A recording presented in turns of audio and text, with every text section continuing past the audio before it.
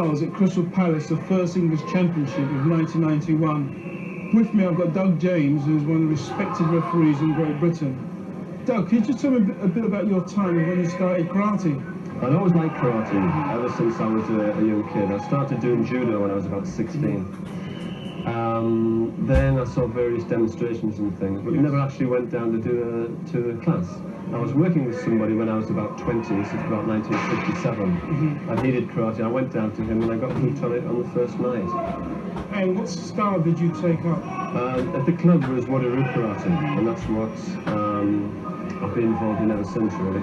At that time, was Wadaru quite strong within the area? Wadaru karate was very strong. At that time, Mr. Suzuki hadn't been long in the country, and he'd started a lot of people doing karate.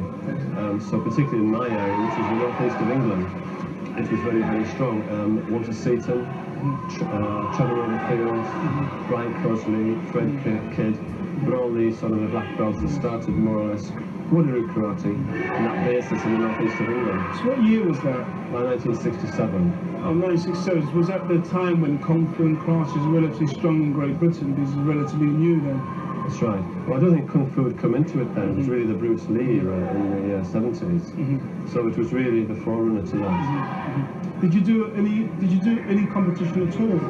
Yeah, I used to do quite a bit of competition, but it tended to be locally, between local clubs and this sort of thing. There was a karate league, which Brian Closley organised, and we competed in that as a club very successfully. National competitions was only basically Crystal Palace, which was once a year, which was the VMA9 Nationals. So again, with the Budokan Karate Club, we used to come down and compete in that. Again, that was in the late 60s.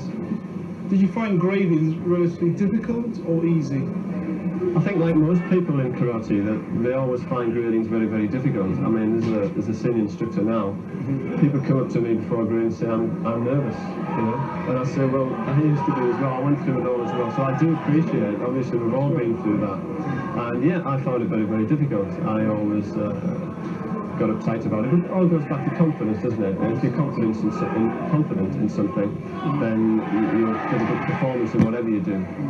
When you eventually got your black belt, did you make a conscious effort that you wanted to teach, or was it just something you fell into by chance? Yes, I made a conscious effort, because when I got my first dan, I did then start making thinking about my organisation in as much as a group of clubs within the BKA, and I made a conscious effort in 1976 to teach full-time. So then I made arrangements, I organised the clubs and everything, packed my job in, and started teaching full-time, and that's what I've been doing since. Did anybody encourage you to teach? Not really, that's something that I wanted to do. When I came to Cumbria, I wanted to get back into karate again, and the easiest way to do that is to put yourself in wholeheartedly. And I started my own clubs, and that got me back into it again, because I always loved it, and you know, it's in me sort of thing. And you know, we've consistently produced good students in both kata and kumite, so we must be doing something right along the way. So what period of your karate experience did you decide to start your own association? Well, within the BKA, I got to know Sensei Takamazawa, and I trained with him for quite a while. In the early days, I trained with Peter Spanton, and I was the first person basically to get Tiki Donovan up on a course in 75, 76. So I was always looking for good instruction. Takamazawa Sensei was based in Birmingham, so I really started to train with him basically because of locality. And his style of teaching and his, shall we say, physique matched mine, and I could adapt to his teaching. So after a while, in the early 80s, I found that I was a third dan. I had quite a lot of clubs, I had a lot of senior grades, and I felt then it was the time to move and start my own organisation. And I basically made it, named it after my clubs, which was Chojinkai, which means Super Force Groups, and that was the name that Mr. Kamazawa gave me. That's a very exciting, well-known name within the karate. Do you find it difficult to maintain the professional standard within your association when it's growing? Yes, I do. we did have a policy a few years ago of bringing in other people from other areas of the country. We've basically stopped that now, and it's now growing from within, because I think you can only keep a tight hold on quality of your karate if you're relatively small, and that's what we do. We've got about 800, 900 members in our group, and with that I'm in contact with the senior grades, if not once a week, once a month. So I do all the gradings myself. That's a conscious policy that I did. So then we have a uniform standard throughout the group.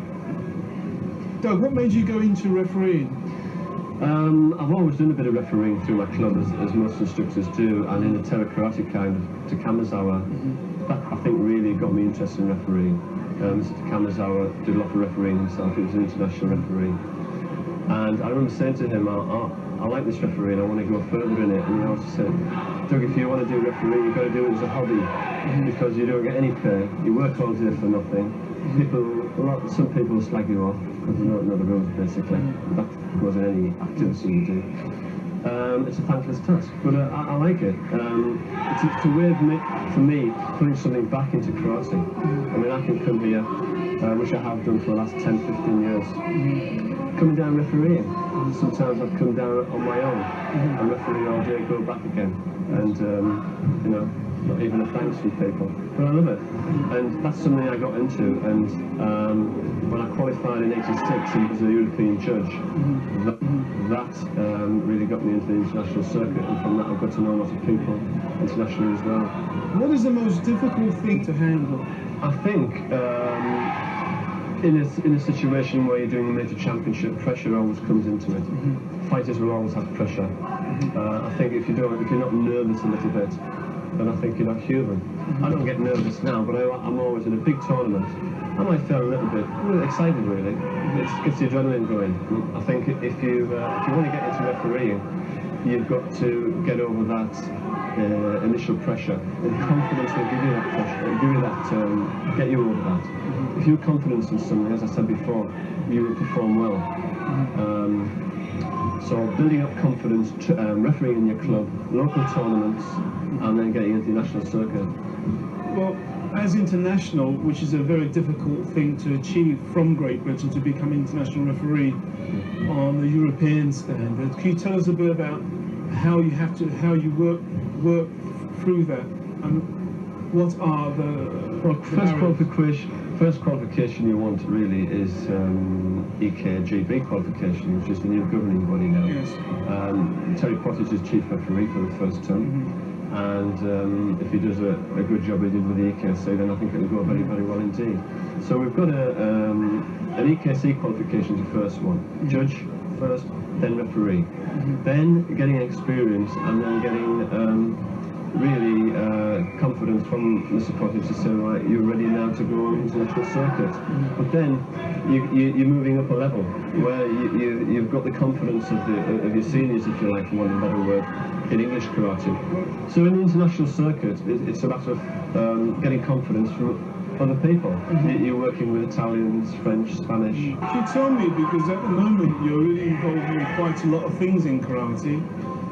You've got your championship, which you've been running for about 10 years now, the Cumbria Open. Cumbria Open has been going now for 15 years. Can you just tell me the reason why you started that particular championship? Well, I started it in '76 when I started teaching full time. Being situated where I live in Carlisle, we can attract a lot of people from Scotland, and that's been, I think, one of the hallmarks and the important things. That's why Cumbria Open's been successful. A lot of Scottish fighters, a lot of English fighters can meet on the home ground. Also got the Newcastle Open and the Northern Open. So I've got